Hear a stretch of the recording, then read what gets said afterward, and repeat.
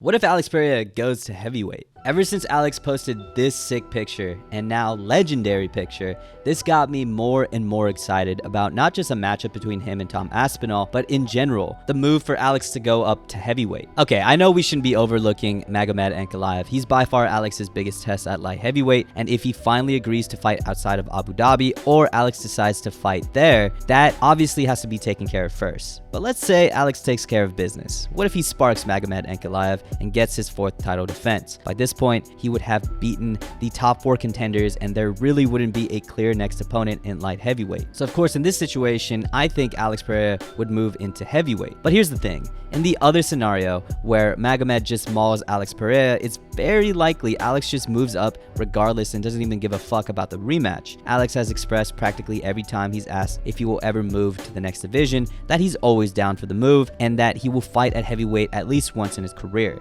And with Alex being 37, it's clear he wants to speed run UFC GOAT status and only has a small window to continue to do so. So I think whether or not he beats Magomed Ankalaev, I'm pretty damn certain he's going to move up to heavyweight regardless. And speaking of Abu Dhabi and Magomed Ankalaev, the card of the year, UFC 308, is finally going down this weekend, and Ilia Topuria, Max Holloway is finally going down. You have the banger of a co-main in Robert Whittaker versus Khamzat Chimaev that will hopefully go down.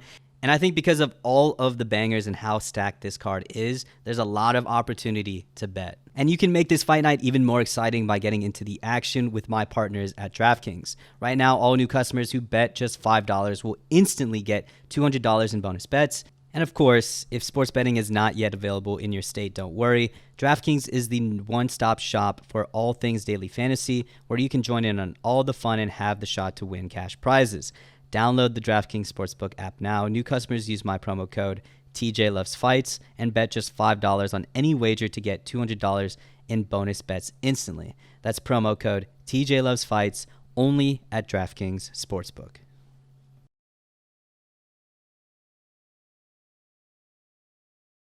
But of course, the question is, how does he fare? All right, let's go over the physicals. Firstly, he's fucking huge. If Joe Rogan hasn't shoved Alex being huge down your throat yet, let me tell you, the guy is massive. He claims 6'4", but I swear he's an inch or an inch and a half taller than that. He obviously has a giant frame, and at a 79-inch reach, he stacks up pretty well against the other top heavyweights. And in terms of weight, the guy straight after the weigh-in before the Khalil Roundtree fight weighed 104.3 kilos or about 230 pounds. How the hell did this guy make 185 is beyond me. But anyways, this is what he weighs in before fights at light heavyweight. Imagine what he walks around at normally. He doesn't balloon all too much like other fighters, and since he fights practically every 3 UFC cards, I do think he is closer to that 230 mark all the time. But if he wasn't cutting weight, I think he could easily be 240 or 245. And how does this size compare to the rest of the heavyweights, you may ask?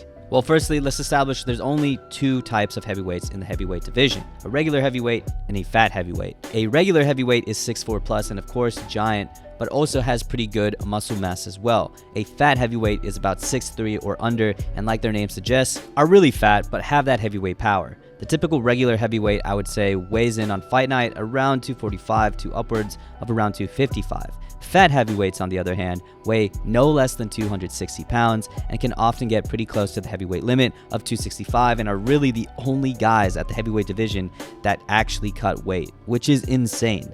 Of course, given Potan's build, we'd categorize him as a regular heavyweight. Right now, 240 or even 245 is at the smaller end of heavyweights these days, even the regulars like Tom, Volkov, or Cyril Gane. But you have to remember the greatest heavyweight of all time, Stipe Miocic, typically weighed in at the low 240s or even as low as 234 against a monstrous 264 super heavyweight in Francis Ngannou. Now, that probably wasn't the best move for Stipe, but still, success can be found at the low 240s or even 230s. For Alex, even though he is 230 now, I think if he's really thinking about heavyweight, he can put on 10 to 15 pounds of muscle and size-wise easily fit in with the other heavyweights. So we're good in terms of the heavyweight division and if he fits in physically. And the next question is, will he fit in terms of power? Of course, the answer is yes. I'm sure most of you have seen this. It's Alex hitting the power cube, recording 191,000 units, or over that amount, at the UFC PI, breaking Francis's previous record of 129,000 units.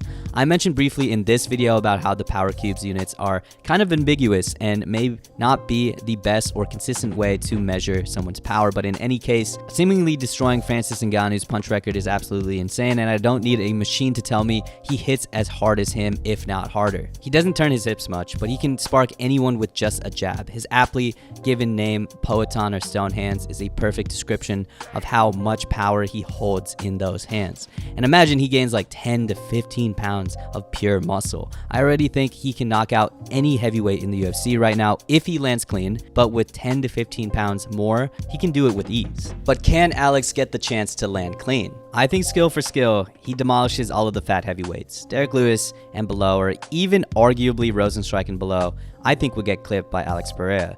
The only guy here who would give Alex a really bad matchup is, of course, Alexander Romanov, who does attempt a lot of takedowns and has a solid submission game, but who wants to see Alex Pereira fight this guy? Anyways, onto the heavyweights we want him to actually fight. These fat or bottom tier heavyweights have practically zero wrestling and don't attempt takedowns, and I think with a guy as skilled as Alex, he would 100% avoid most of these heavyweight shots and land with his own if they were standing up the whole time. Look at this sparring clip between Alex and Ty. I understand they're just sparring, and Ty's game doesn't really revolve around skill or out striking. It's really just his power, but still, Alex was clearly outclassing Ty and quickly understood his reach, speed, and timing, and was beautifully hitting and not getting hit. If they were actually fighting, I think given how quickly Alex found that range and timing, his shots mixed with his heavyweight power would quickly add up and break down Ty, similar to his fight with Ciryl Gane. And that would go for practically everyone else in the bottom of the heavyweight rankings, with Alex being one of the most skilled and arguably best pound for pound striker in the entire UFC. I think he would definitely outclass all of the fat heavyweights that rely on one giant hammer to take him out. But what about the middle of the pack and so forth? In the middle of the pack,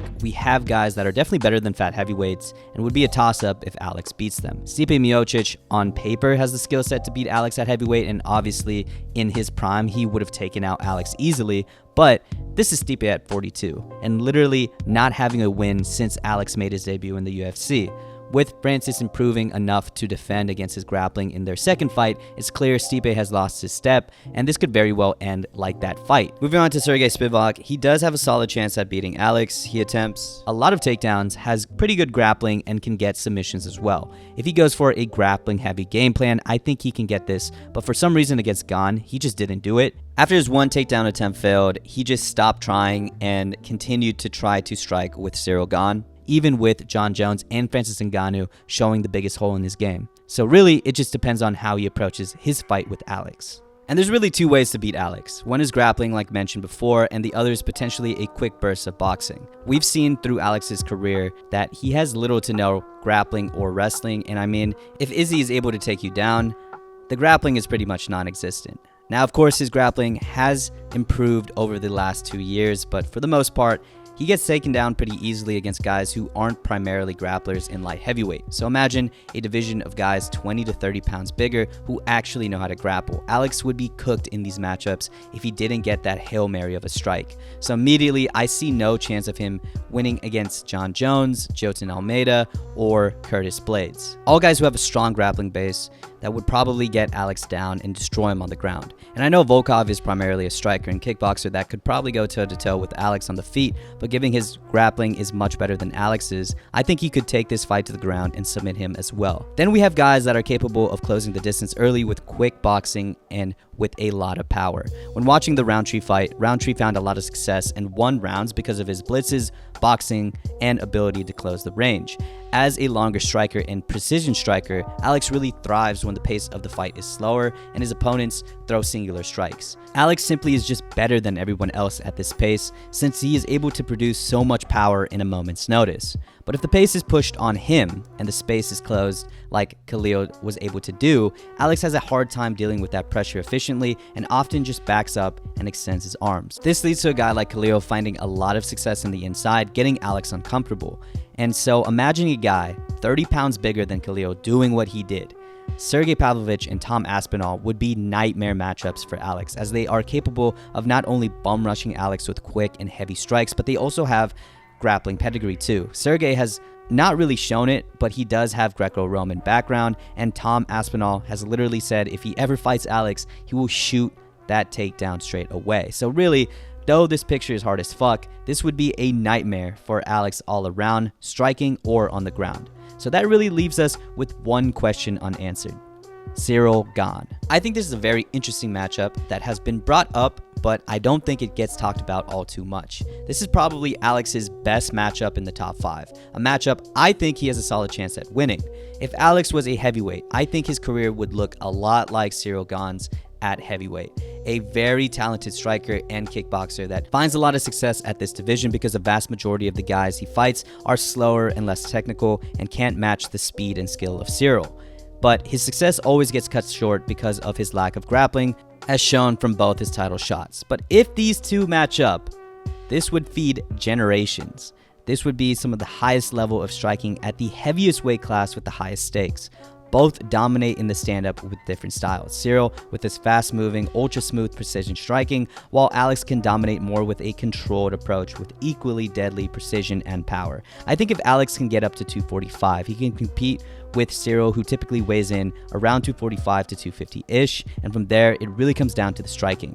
On the feet, I think it's a 50-50 matchup, and comes down to who makes the first mistake. I'm not trying to also disrespect Ciryl Gane either. I understand he's bigger than Alex, has been in the division way longer than Alex, of course, fought for the belt twice, and even has submitted people very early in his career. However, he didn't use it against Ty, and I doubt he's going to use it against Alex unless he gets really, really hurt. But I really think that this style of picking shots and going for very singular strikes gives Alex more of an opportunity to land something big in comparison to the blitz striking of Sergey or Tom. And in a 50-50 fight, especially at heavyweight, anything can happen. So if Alex does ever go to heavyweight, I really, really hope it's Ciryl, because we would get to see a kickboxing match for the ages. So anyways, what do you guys think about Alex's move or potential move to heavyweight?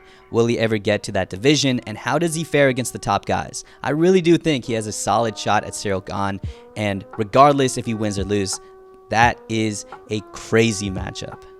But of course, thank you guys for watching, and I'll see you in the next week. Peace.